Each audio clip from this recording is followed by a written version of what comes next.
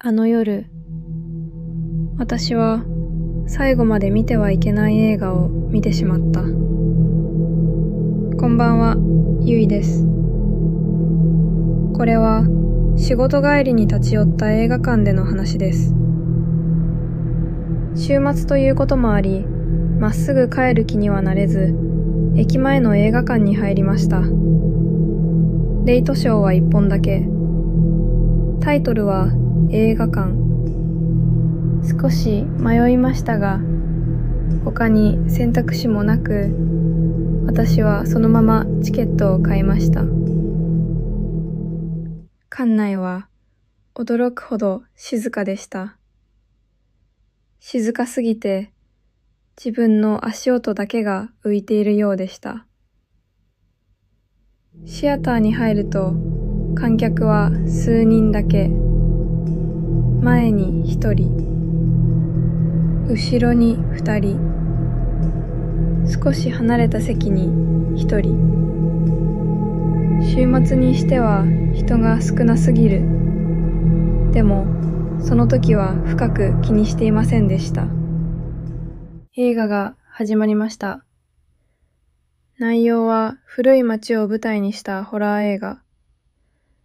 黒いコートを着た男が夜の路地で人を襲う、そんな話でした。でも、しばらく見ていると違和感に気づきました。映画の中にさっき見た観客がいたんです。前の席に座っていた人がスクリーンの中で歩いていました。そして、次の瞬間、その男に襲われて消えました。前の席を見ると誰もいませんでした。胸の奥がざわつきました。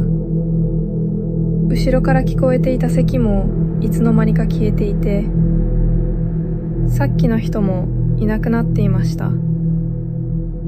気づけばシアターには私一人。嫌な予感がしました。立ち上がって外に出ようとしたその時、出入り口にある非常口の表示が消えていたんです。なんで？私は扉を開けて無理やり外に出ました。ロビーは真っ暗。さっきまでいたはずのスタッフも誰もいません。私はそのまま映画館の外に飛び出しました。外に出て少しだけ安心しました。でもすぐに気づきました。周囲が静かすぎるんです。外に出たはずなのに、空を見上げると天井でした。ここはまだ映画館の中でした。出口なんて最初からなかった。遠くにぼんやりと光が見えました。私はそれにすがるように走りました。そこは小さなバーでした。ドアを開けると中には一人のマスターがいました。すみません、ここは？声をかけた瞬間、男は静かに笑いました。遅かったですね。さあ、次はあなたで最後。これで映画館です。上映はまだ続いていました。